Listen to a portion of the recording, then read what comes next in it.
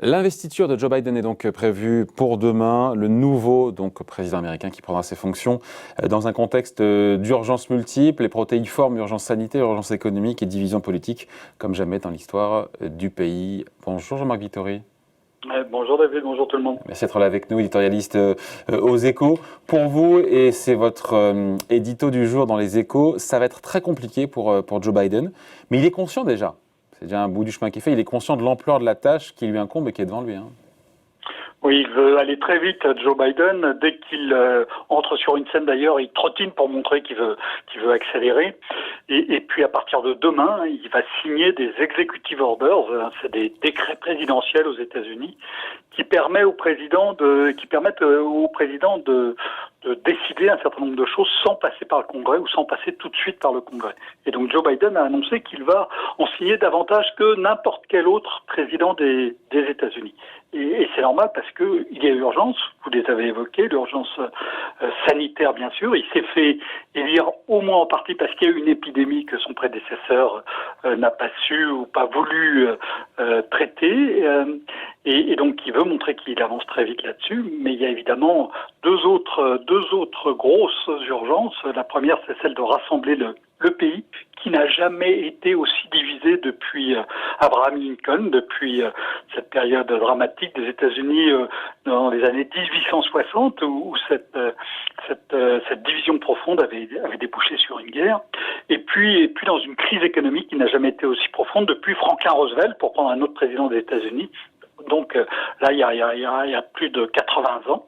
Donc voilà, il prend les rênes du pays avec tous ces défis à relever en même temps. Donc il va signer énormément, je ne sais pas si on a le nombre de décrets, des centaines, je ne sais pas. Et sauf que derrière, pour vous, après, il risque d'avoir les mains entravées. Mais pourquoi est-ce que ce mandat serait si compliqué d'un point de vue politique, puisque on a quand même dit que le Congrès était à sa main finalement, non ? Alors, il faut regarder toutes les institutions politiques américaines. La première, c'est évidemment la présidence de la fédération. Joe Biden a été élu avec 7 millions d'avance sur son oui, mais c'est pas ça qui compte, vous savez bien. Ce qui est énorme. Mais alors, si on regarde... mais 7 millions, c'est énorme, 7 millions. Pour le coup.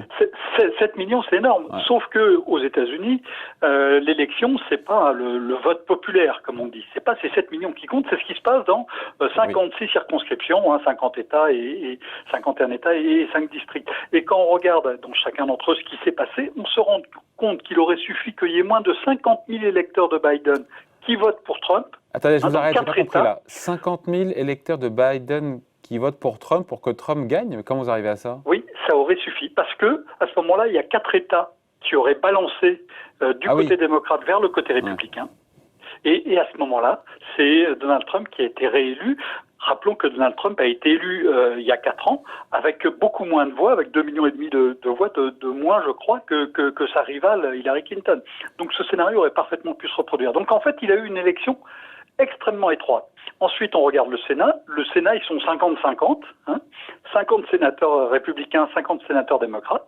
Dans ce cas-là, la Constitution des États-Unis prévoit que le vice-président, en l'occurrence c'est une vice-présidente, Kamala Harris, a la voix qui permet de former la majorité. Elle a fait replier, non ?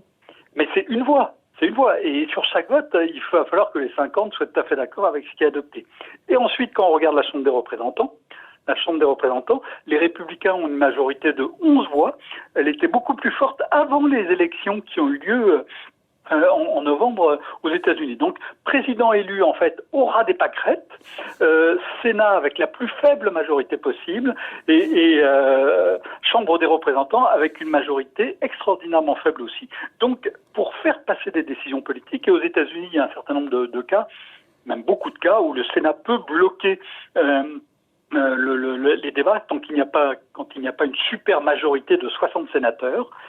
À ce moment-là, les sénateurs de l'opposition peuvent prendre la parole aussi longtemps qu'ils veulent. Ça s'appelle la flibusterie, le filibuster, et ça bloque complètement les projets que veut faire passer l'exécutif. Donc Joe Biden veut aller vite, il doit aller vite, mais c'est pas sûr que ça se passe ainsi. ça risque d'être très compliqué. Le seul autre moyen de surmonter l'opposition du Sénat, c'est ce qui s'appelle une procédure de réconciliation. On a un petit peu ça d'ailleurs dans le système français entre l'Assemblée nationale et le Sénat. Et c'est une procédure qui évidemment prend du temps. Donc Joe Biden va vouloir agir très vite parce qu'il y a une urgence. Il y a une urgence sanitaire et il y a une urgence économique. Le pays a tout de même dramatiquement souffert pendant les confinements ou les pics de l'épidémie, avec des centaines de milliers d'entreprises qui ont disparu, des millions de personnes qui sont sorties du marché du travail. Il y en a beaucoup qui sont rentrés, mais la moitié de ceux qui étaient sortis. Donc il y a vraiment des dossiers majeurs à traiter. Il faut une action politique importante et Joe Biden risque d'avoir beaucoup de mal à faire adopter ses projets au Sénat. Sur l'aspect sanitaire, comment est-ce qu'il peut rendre cette campagne de vaccination, pour le coup, plus efficace, plus rapide, hein, Joe Biden? On rejoint des débats français, c'est définir plus précisément qui vacciner, mobiliser tous les moyens, par exemple peut-être actionner davantage les moyens militaires. Il y a beaucoup de médecins et d'infirmières dans l'armée américaine comme dans les autres armées. Donc il y a des outils qui peuvent être mobilisés pour aller plus vite, pour aller plus loin. Et puis il va aussi interdire les masques. Alors il ne peut pas interdire les masques partout. On n'est pas en France, aux États-Unis. Les États ont... Enfin, pas interdire les masques, contraindre, obliger le port du masque, vous voulez dire? Il ne peut pas obliger, imposer le port du masque, en fait, mais il va même le faire dans tous les bâtiments publics. Donc tous les bâtiments publics fédéraux, le port du masque sera imposé et ça va évidemment aussi sans doute inciter un certain nombre de décideurs politiques locaux à aller plus loin que ce qu'ils avaient été jusqu'à présent dans cette direction. Sur le plan de 1 900 milliards de dollars annoncé en fin de semaine dernière par Joe Biden, pour vous, il ne passera pas en l'état? Alors, pas que pour moi. Et quand vous regardez ce que disent les analystes économiques qui se sont penchés sur la solution, ça va être très difficile de le faire passer parce qu'il va y avoir des réticences très fortes au Sénat. Sur ces 1 900 milliards, il y a par exemple 300 milliards qui sont destinés aux collectivités locales. Vous savez que les finances des collectivités locales, en particulier des villes aux États-Unis, ont beaucoup souffert de ce qui s'est passé l'an dernier. Or, les villes, elles votent démocrates, elles votent toutes démocrates. Donc les républicains, ils n'ont pas très envie de donner 300 milliards de dollars qui profiteront principalement au camp d'en face.